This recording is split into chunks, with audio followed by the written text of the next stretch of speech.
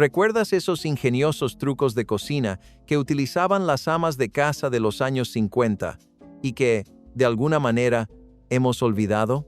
En aquella época, estos trucos cotidianos en la cocina significaban platos llenos, menos desperdicio y un orgullo silencioso. ¿Qué perdimos cuando dejamos de transmitirlos?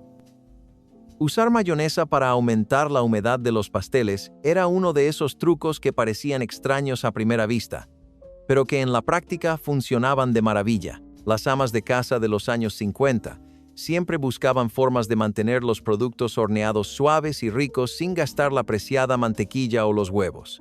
La mayonesa, elaborada con aceite y huevos, añadía grasa y humedad sin afectar demasiado al sabor. De hecho, cuando se añadía a los pasteles de chocolate o de especias, les daba un sabor aún mejor, más intenso, suave y esponjoso. Se mezclaban unas cucharadas en la masa y de repente, el pastel casero tenía la textura de uno elaborado en una pastelería de lujo. No hacía falta glaseado para disfrutarlo. La humedad quedaba tan bien retenida que se podía comer solo con café. Este truco se convirtió en un éxito en las ventas de pasteles del colegio, las comidas compartidas de la iglesia y las cenas familiares. También era un salvavidas silencioso cuando los ingredientes eran limitados o racionados. Si tenías mayonesa en el refrigerador, tenías potencial para hacer un pastel. En aquella época, la gente sabía cómo estirar lo que tenía y seguir haciendo que pareciera un capricho. Hoy en día suena como un atajo, pero entonces era un golpe de genio, inteligente, práctico e inolvidable. Guardar la grasa del tocino en una lata era un ritual en todas las cocinas. Se colocaba en la parte trasera de la estufa, con la tapa abierta, lista para recoger cada gota de grasa dorada que quedaba después del desayuno. Las amas de casa no desperdiciaban nada que pudiera reutilizarse, y menos algo tan sabroso y versátil como la grasa del tocino. Era su arma secreta para cocinar huevos, freír papas, hacer salsa o dar un sabor más intenso a las sopas. Una cucharada podía hacer que las verduras insípidas tuvieran un sabor delicioso. Era prácticamente un condimento en sí mismo. La grasa se endurecía al enfriarse y se conservaba durante semanas sin estropearse. No se refrigeraba, simplemente se confiaba en ella. El tocino no era algo que se comía todos los días, pero cuando se tenía, se aprovechaba al máximo. Incluso los jugos eran valiosos. Las amas de casa enseñaban a sus hijos a verterla con cuidado, y era una de las primeras lecciones de cocina que aprendían muchas hijas. Cuando veías esa lata, sabías que la casa estaba bien cuidada, y si la sacabas para invitados, significaba que te tomabas en serio el sabor. Hoy en día, tiramos la grasa sin pensarlo, pero en aquella época, la grasa del tocino era oro puro en la cocina. No se desperdiciaba nada, ni siquiera la grasa del desayuno. Las bandejas para cubitos de hielo no solo servían para hacer hielo. En la década de 1950, las amas de casa las utilizaban para dividir y conservar el caldo casero, las sobras de salsa o cualquier resto de sopa que pareciera demasiado bueno para tirarlo. Una vez congelados, esos pequeños cubitos de sabor podían echarse en una olla semanas más tarde para dar vida a un guiso, un estofado o una sartén de verduras. Caldo de pollo de un asado se echaba. Sobras de jugo de carne mezcladas con agua también se congelaban. Este truco era tan práctico como brillante. Evitaba que las comidas quedaran sosas y ayudaba a potenciar el sabor cuando escaseaban los condimentos.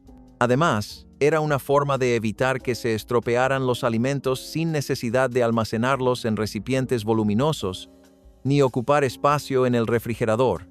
Las bandejas para cubitos de hielo eran baratas, fáciles de limpiar y siempre útiles. Sabías que lo estabas haciendo bien cuando tu congelador tenía unas cuantas bandejas llenas de caldo ámbar o dorado. Hacía que cocinar entre semana fuera más rápido y sabroso. Las cocinas modernas tienen aparatos para todo, pero en aquella época, una simple bandeja de metal convertía los restos en entrantes. Ingenioso y silencioso, este truco convertía pequeños cúbitos en potentes explosiones de confort y ayudaba a que todas las comidas parecieran un poco más caseras. Guardar el apio en papel de aluminio era uno de esos trucos poco conocidos que diferenciaban una cocina derrochadora de una inteligente. El envoltorio de plástico aún no era un artículo común en los hogares, y los Tupperware seguían siendo una novedad para muchas familias. Así que cuando un manojo de apio empezaba a ponerse blando, las amas de casa lo envolvían bien en papel de aluminio y lo guardaban en el refrigerador. Este sencillo gesto funcionaba a las mil maravillas. El papel de aluminio dejaba escapar la humedad necesaria y mantenía el apio firme y fresco. No había tallos blandos, ni olores extraños, ni comida que tirar. Ese envoltorio de papel de aluminio podía alargar un solo manojo durante casi 2 semanas. Los niños seguían disfrutando de su crujiente aperitivo y la cena seguía teniendo ese satisfactorio crujido en la sopa o en el guiso. Parece una tontería, pero significaba menos desperdicio y más dinero ahorrado con el tiempo.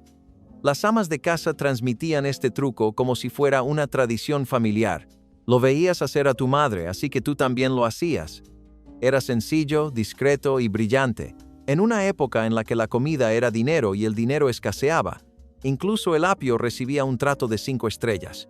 Puede que hoy en día no lo veas en las cajas, pero el papel de aluminio era el MVP de la cocina incluso antes de tener ese título.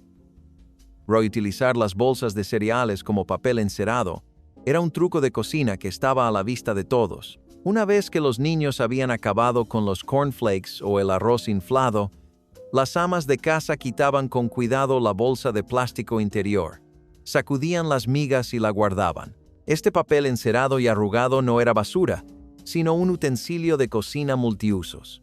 Se podían envolver sándwiches, cubrir las sobras, forrar moldes para pasteles o incluso extender la masa para tartas sin que se pegara.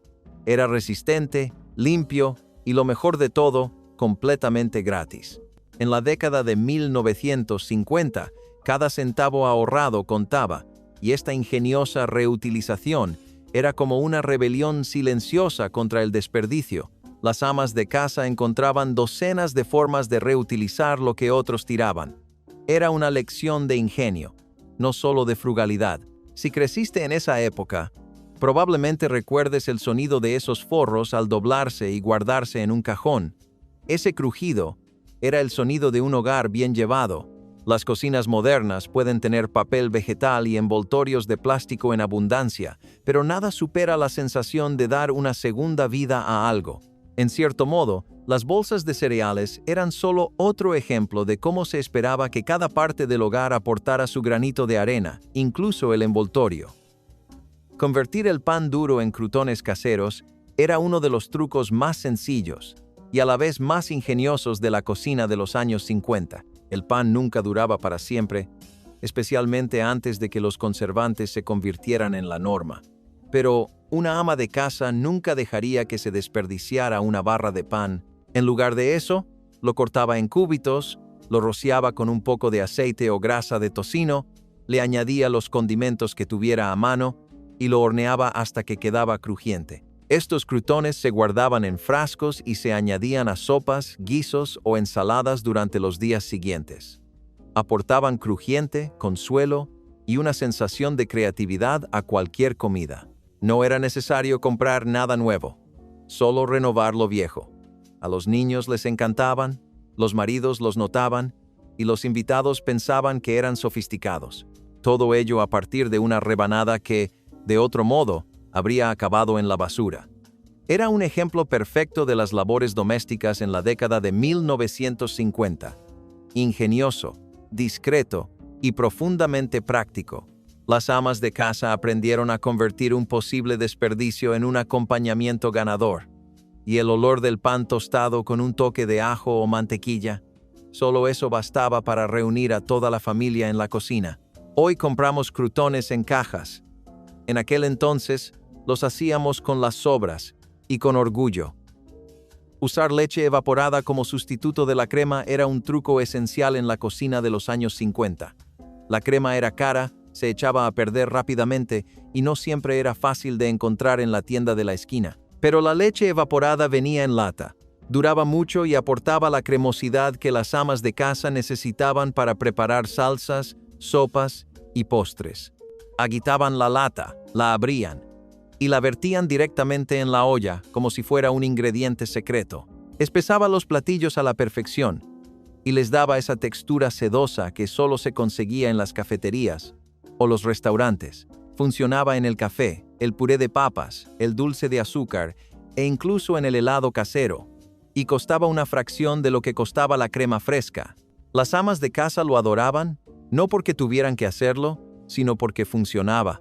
Si tenías la suerte de tener 2 latas, incluso podías batirlo para hacer pasteles o coberturas para pudines. Hoy en día parece un truco, pero en aquella época era simplemente inteligencia en la cocina. En la despensa, siempre había unas cuantas latas guardadas. En una época en la que los sustitutos inteligentes marcaban la diferencia entre saltarse el postre o tomar algo dulce, la leche evaporada se convirtió en la heroína silenciosa. Hacía que lo frugal pareciera elegante, y eso importaba más de lo que nadie admitía. Hacer aderezo para ensaladas en una botella de ketchup lavada puede parecer exagerado, pero para una ama de casa de los años 50 era algo natural. Una vez que la botella estaba vacía, la enjuagaba con agua caliente. Añadía aceite, vinagre, mostaza, sal, azúcar y las hierbas que tuviera a mano. Luego la agitaba, sin licuadora, sin ensuciar, solo con el buen aceite de codo de antaño. Esa botella de ketchup se convirtió en un fiable agitador de aderezos, listo para usar cuando fuera necesario. Se vertía fácilmente, se guardaba bien en el refrigerador y no costaba nada extra. No era necesario comprar botellas elegantes ni mezcladores. Ya se tenía todo lo necesario. Era ingenioso, práctico y, curiosamente, satisfactorio. Este truco provenía del mismo espíritu que llevaba a guardar los cordeles en un frasco o el papel de aluminio en un cajón. No desperdiciar nada, aprovecharlo todo. Aunque la botella fuera de vidrio, seguía cumpliendo su función. A las amas de casa les encantaba tener control sobre los ingredientes, sobre todo con niños pequeños en la mesa, sin sabores artificiales, solo lo que ellas mismas preparaban. Hoy en día seguimos las tendencias de la alimentación limpia y el residuo cero, pero en aquella época, esas ideas solo significaban hacer las cosas de forma inteligente. Y a veces, eso significaba convertir la basura en un tesoro con nada más que una buena sacudida.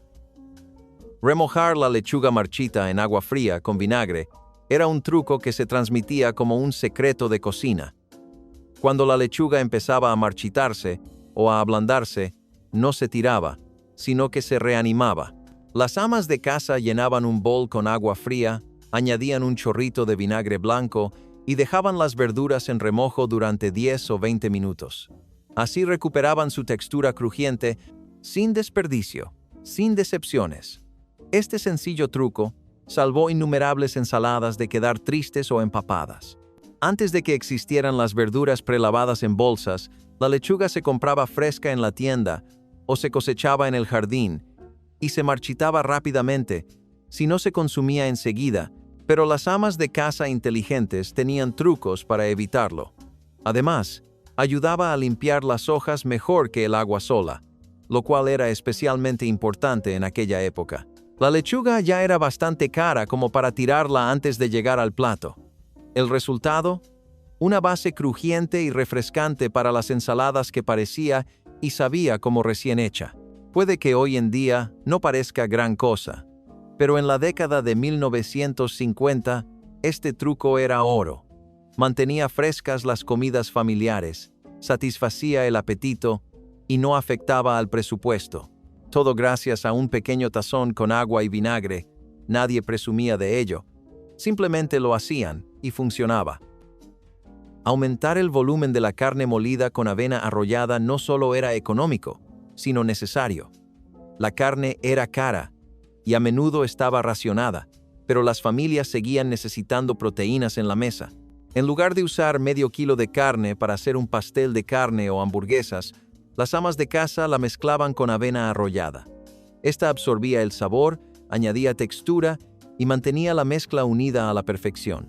Nunca se diría que había menos carne. Y si se sazonaba bien, con cebolla, ajo o incluso ketchup, sabía como si fuera toda carne. Algunos incluso lo preferían así. era más saludable, más sustancioso y más barato. Este truco ayudaba a alimentar a más bocas sin sacrificar la calidad. Si se hacía bien, se podían hacer 6 hamburguesas con medio kilo de carne. Las amas de casa se enorgullecían de ello. No se trataba de recortar gastos, sino de aprovechar de forma inteligente lo que se tenía. Y en una época en la que todas las comidas se cocinaban desde cero, ese tipo de ingenio se respetaba. Hacía que la cena rindiera más y que todos se levantaran de la mesa saciados. Hoy en día lo llamaríamos una receta económica.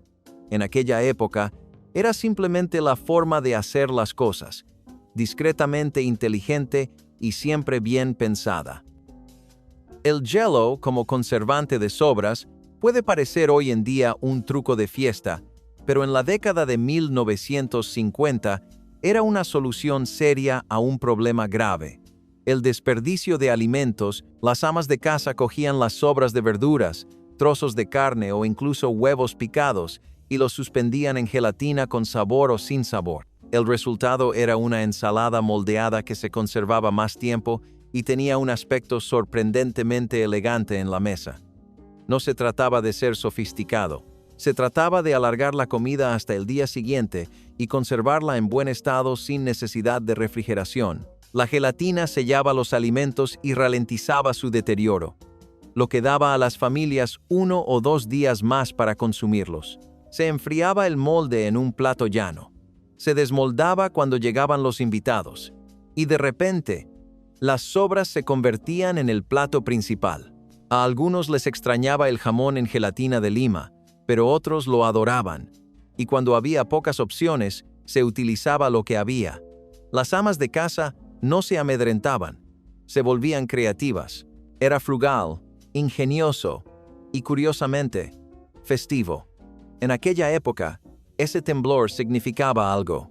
Significaba que no había desperdicio, que todos comían hasta saciarse, y que había un poco de color en una mesa que necesitaba alegrarse.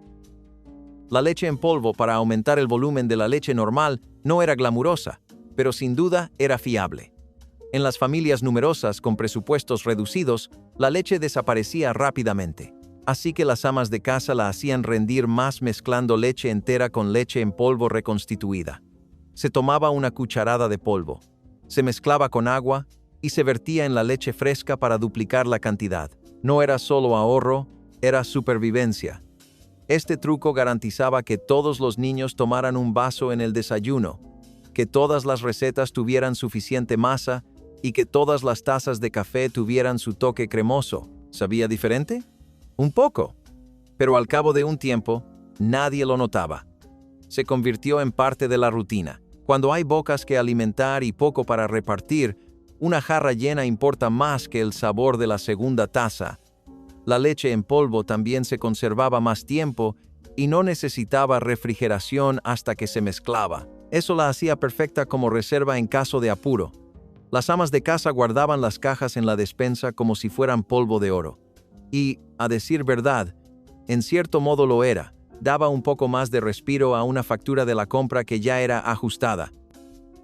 Usar pozos de café para desodorizar el refrigerador era uno de esos trucos que parecían extraños hasta que funcionaban. Antes de que el bicarbonato de sodio se convirtiera en la solución por defecto, las amas de casa recogían los pozos del día anterior en un tazón y lo colocaban discretamente en un estante del refrigerador. Los pozos absorbían el olor sin añadir ningún olor extraño. Era silencioso, fiable, y aprovechaba algo que ya se tenía a mano. A las amas de casa les encantaba encontrar una segunda vida a los objetos cotidianos, y este era uno de los mejores. Si el refrigerador empezaba a oler a cebolla o al asado del domingo anterior, los pozos eliminaban el mal olor, y lo hacían de forma natural, sin productos químicos ni complicaciones. Además, hacía que abrir la puerta fuera un poco más agradable, sobre todo cuando había visita. Quizá hoy en día no le des importancia, pero en aquella época nadie quería que la mantequilla supiera a col.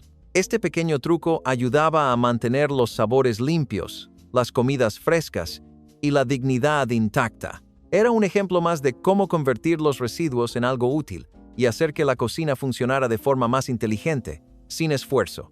y cuando se lleva una casa con un presupuesto ajustado, ese tipo de sabiduría es más importante que cualquier otra cosa. Las sobras de puré de papas convertidas en tortitas eran un desayuno básico para las familias que se negaban a desperdiciar ni una sola cucharada. El proceso era sencillo. Se tomaba puré de papas frío y firme, se le añadía un poco de harina o huevo y se echaba la mezcla en una sartén caliente. Crujientes por fuera, blandas por dentro. Eran reconfortantes, saciantes y muy económicas. Las amas de casa de los años 50 sabían muy bien que no había que tirar las sobras. Las papas eran baratas, sí, pero no tan baratas como para tirarlas a la basura.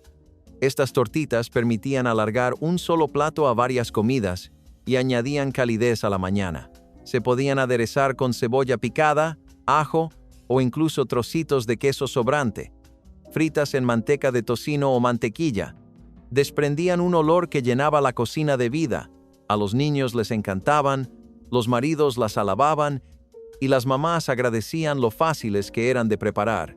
La noche de las sobras no siempre era sinónimo de aburrimiento. Significaba ingenio, significaba saber cómo hacer algo nuevo con lo que ya había servido para su propósito.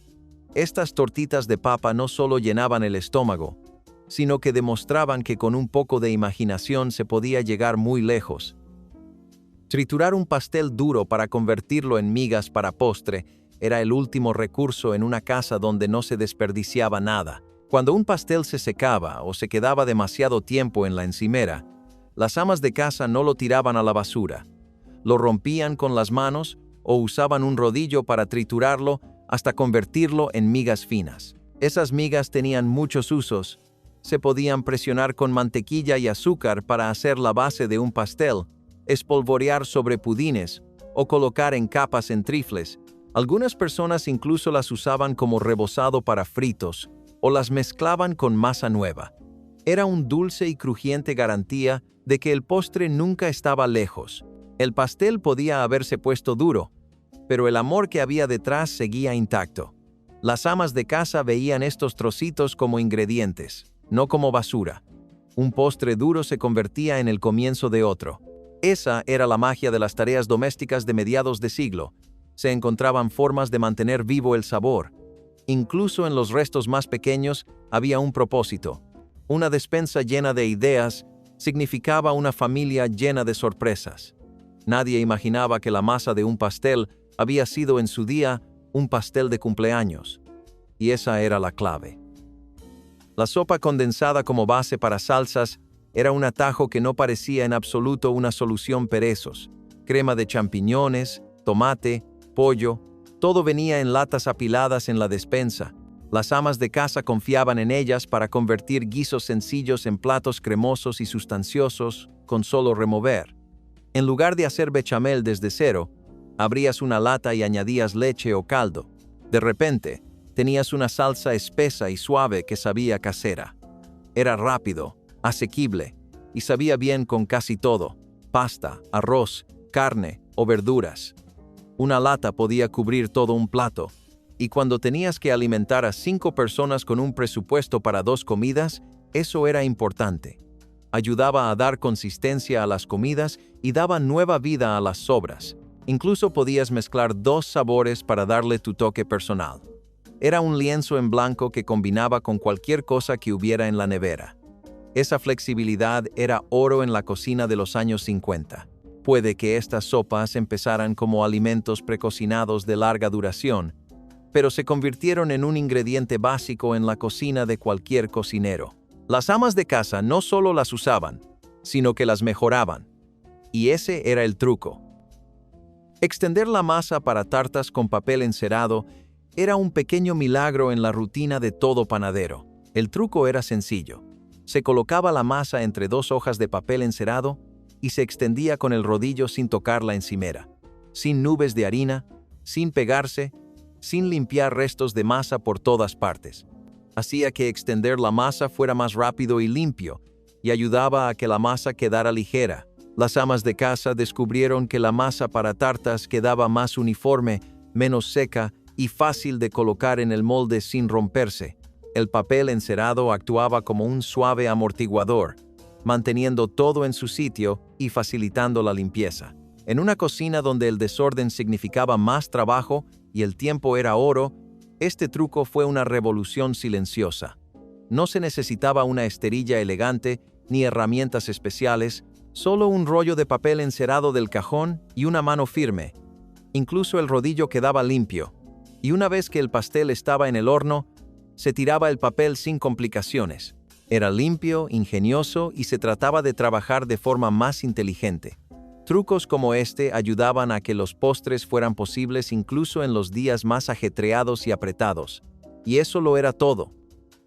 El encurtido en el refrigerador con vinagre y azúcar era la forma en que las amas de casa aportaban un poco de alegría a sus comidas sin tener que pasar todo el día en la cocina. Se cortaban pepinos, cebollas o incluso judías verdes, se vertía una mezcla caliente de vinagre, azúcar y especias, se cerraba el frasco y se dejaba enfriar, sin baños de agua hirviendo, sin ollas a presión, solo paciencia y un estante en el refrigerador. En 1 o 2 días, tenías encurtidos dulces y picantes que añadían sabor y textura a comidas que, de otro modo, serían insípidas. Se mantenían crujientes, tenían un aspecto colorido y hacían que los sándwiches o los asados parecieran algo especial. Lo mejor de todo es que te daba control. Podías ajustar el dulzor, condimentarlos a tu gusto y trabajar con lo que hubiera en temporada. Los encurtidos en el refrigerador parecían caseros, pero también modernos. Eran lo suficientemente rápidos para las cenas entre semana, pero lo suficientemente clásicos como para impresionar a los invitados. Este truco ayudaba a las amas de casa a adelantarse, convirtiendo los excedentes del huerto o los restos del cajón de las verduras en pequeños frascos de alegría. En un mundo en el que no se desperdiciaba nada, encurtir significaba conservar, no solo saborear. Y cada vez que abrías el refrigerador y te llegaba ese aroma ácido, sentías como una pequeña recompensa por hacer las cosas de forma inteligente. Recalentar las galletas frías con un paño húmedo era uno de esos pequeños detalles que hacían que las sobras volvieran a estar frescas. Cuando los panecillos de la cena o las galletas del desayuno se secaban durante la noche, no se tiraban, sino que se les devolvía la vida. Las amas de casa humedecían un paño de cocina limpio, envolvían las galletas y las calentaban en el horno durante unos minutos. El vapor hacía su magia. Las galletas se ablandaban, recuperaban su calor y parecían recién horneadas. Este truco hacía que las comidas del día siguiente parecieran de primera clase. Tardaba 5 minutos, no costaba nada y no había quejas en la mesa. En los hogares donde todo contaba, incluso los productos horneados tenían una segunda oportunidad. El truco de la toalla era sencillo, silencioso e increíblemente satisfactorio. Era sinónimo de cuidado. Significaba una cocina que no se rendía. Y lo más importante, significaba alimentar a tu familia sin pedir perdón. Esas pequeñas y reconfortantes bolitas harinosas volvían esponjosas, calientes y listas para untarlas con mantequilla. Todo porque alguien se tomó el tiempo de hacerlo bien, sin atajos, solo con ingenio. Convertir las sobras de avena en muffins fue una revolución silenciosa en la rutina del desayuno. La avena fría y pegajosa de la olla de la mañana solía quedarse sola en la estufa, pero las amas de casa de los años 50 no tenían intención de tirarla. En lugar de eso, la mezclaban con harina, azúcar, huevos y cualquier fruta o especia que tuvieran a mano para hacer muffins. El resultado eran unos muffins húmedos y densos que llenaban la cocina de calidez. Se podían añadir pasas, manzanas, canela e incluso nueces, si se tenían. Nadie en la mesa adivinaba que se trataba de las gachas del día anterior. Se convirtió en un capricho, no en una tarea, y alargaba una comida a otra sin apenas esfuerzo. La textura era satisfactoria, el sabor reconfortante y el ahorro, aunque tácito, se notaba profundamente. La frugalidad se unió a la creatividad. Las amas de casa no solo ahorraban comida, sino que la reutilizaban. Estos muffins eran humildes, pero fiables. Aparecían en las loncheras, en las cestas de picnic y en las ventas de pasteles de la iglesia. y cada uno de ellos transmitía el silencioso mensaje de que en esta casa no se desperdiciaba nada, ni siquiera la avena fría. Usar cortadores de galletas para dar un toque atractivo a los sándwiches era un truco que todas las amas de casa inteligentes de los años 50 guardaban en la manga. Los almuerzos podían ser sencillos, pero no tenían por qué parecerlo. Con solo presionar un cortador, una rebanada cuadrada de pan se convertía en una estrella, un corazón o un osito de peluche. De repente, la misma mantequilla de cacahuete y mermelada de siempre se convertía en una pequeña sorpresa escondida en la lonchera. Y no era solo para los niños. En las despedidas de soltera, las meriendas en el jardín y los almuerzos para bebés, se veían bandejas con sándwiches de colores apilados de esta manera. Incluso el jamón en pan blanco parecía más elegante cuando se cortaba en círculos y se colocaba en capas como pétalos. Este truco consistía en añadir encanto sin ningún costo adicional. Se utilizaba lo que se tenía y se añadía un poco de cariño. Le daba un toque especial al almuerzo y, para los niños en la escuela o los maridos en el trabajo, ese pequeño detalle significaba mucho. Las amas de casa sabían que la comida era algo más que saciar el hambre. Era comodidad, alegría y esfuerzo. Un cortador de galletas no era solo un utensilio de repostería, era un recordatorio de que la comida casera salía del corazón, hasta los bordes de la masa. Guardar los envoltorios de la mantequilla para engrasar las sartenes era uno de los hábitos más discretos e inteligentes de las cocinas de los años 50. Después de usar una barra de mantequilla, las amas de casa doblaban cuidadosamente el envoltorio y lo guardaban en el refrigerador o el congelador. Cuando llegaba el momento de hornear, la sacaba y utilizaba los restos para untar los moldes para pasteles, las bandejas para galletas o los moldes para magdalenas. Aportaba la grasa justa para que no se pegara nada, sin ensuciar, sin desperdiciar nada y sin necesidad de mantequilla extra. No se desperdiciaba nada. Esa pequeña cantidad de grasa sobrante hacía más de lo que cabría esperar. Olía a que algo se estaba horneando, incluso antes de que el horno se calentara. Las amas de casa transmitían este truco sin pensarlo y sus hijas doblaban los envoltorios de la misma manera. Era un pequeño gesto de ahorro, pero provenía de una mentalidad más amplia. No desperdiciar nada, aprovechar todo. Incluso el papel empapado en mantequilla tenía una segunda vida. En los hogares donde cada pedacito contaba, incluso el envoltorio tenía una función, y la cumplía a la perfección. Doblar las sobras en ensaladas de gelatina puede parecer extraño hoy en día, pero en la década de 1950 era una forma práctica y bonita de dar un toque especial a los restos. Las amas de casa cogían trozos de jamón, verduras picadas o incluso pollo desmenuzado y los suspendían en gelatina con sabor o sin sabor. Se vertía en un molde y se enfriaba, y así se transformaban las sobras en un plato principal.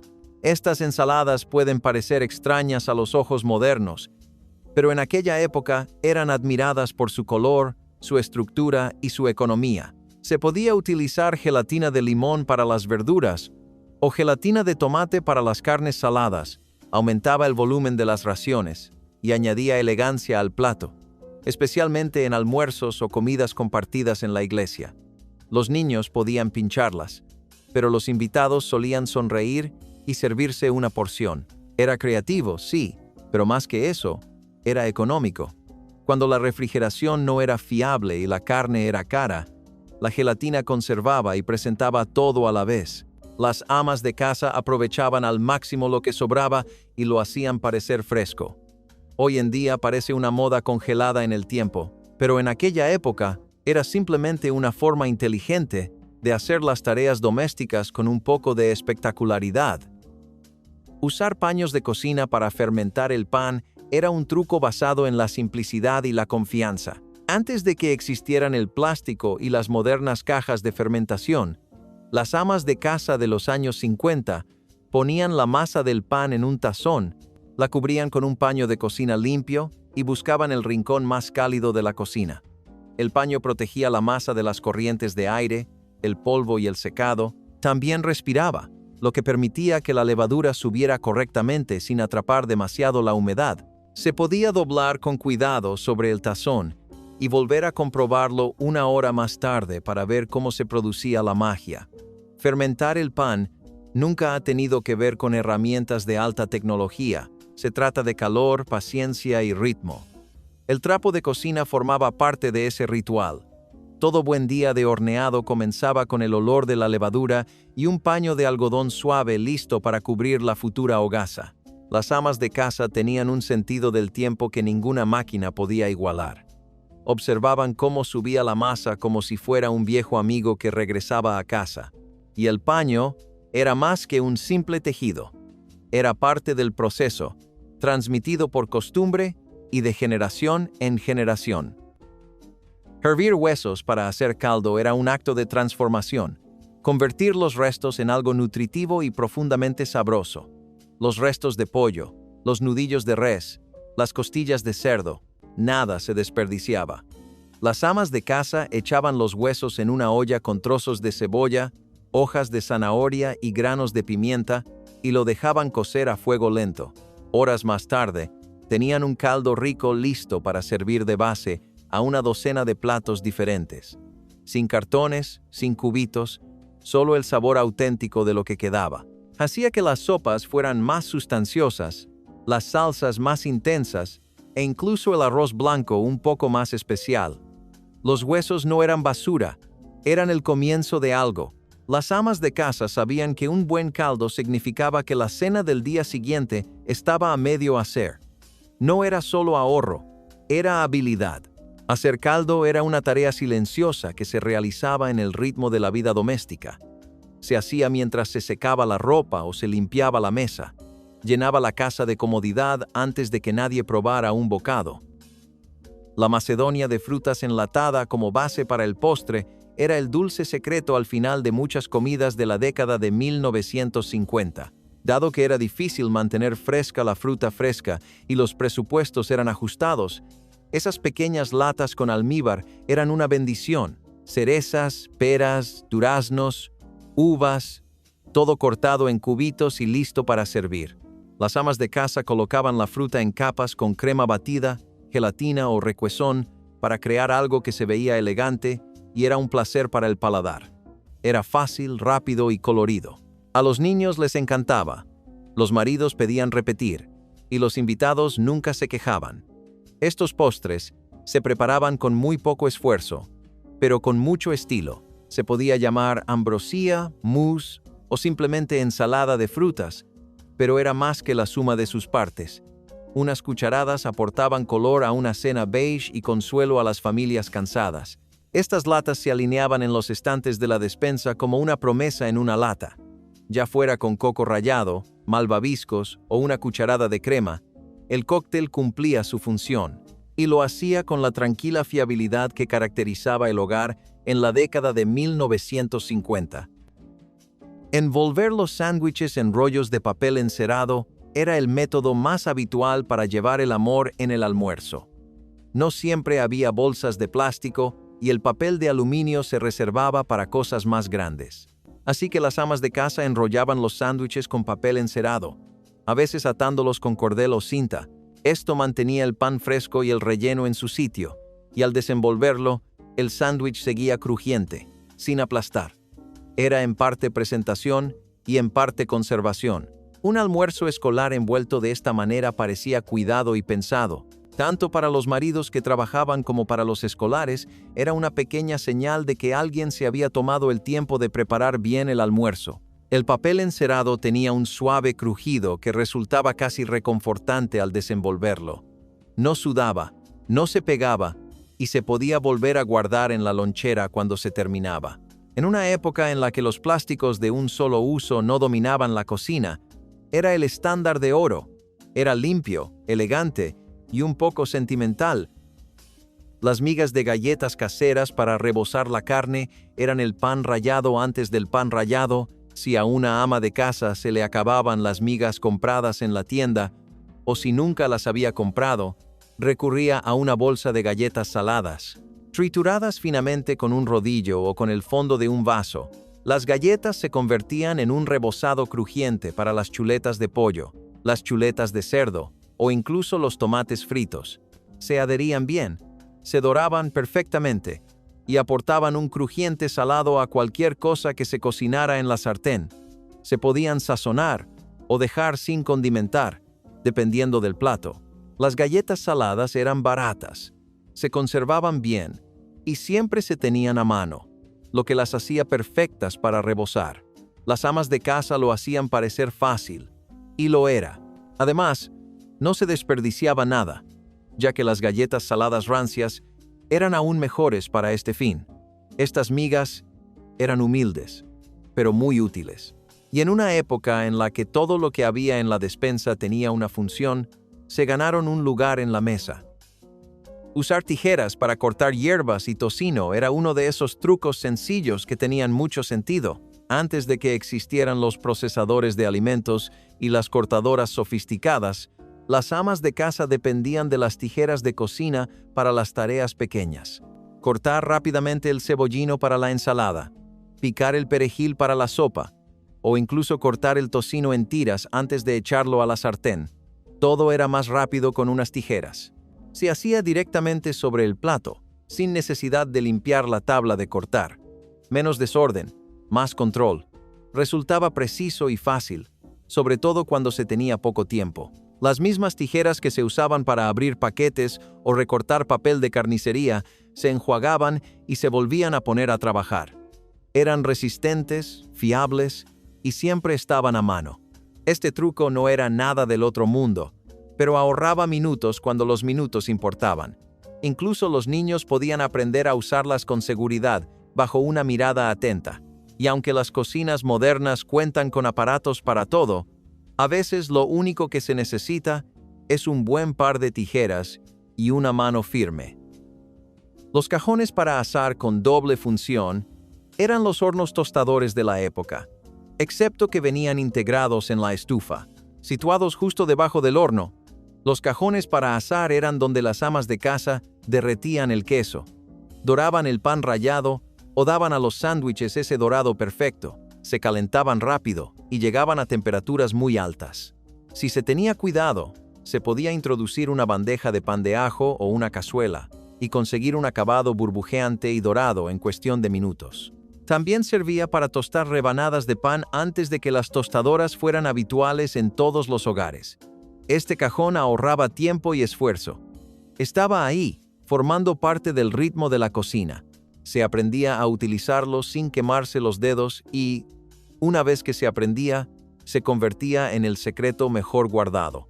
A las amas de casa les encantaba su versatilidad. No necesitaba espacio adicional en la encimera. Hacía su trabajo bien y en silencio. Estos cajones eran pequeños, calientes y potentes, como las mujeres que los usaban. Si estos ingeniosos trucos te han traído recuerdos, comparte tu favorito a continuación. Dale a me gusta y suscríbete para mantener viva la sabiduría de las cocinas de los años 50.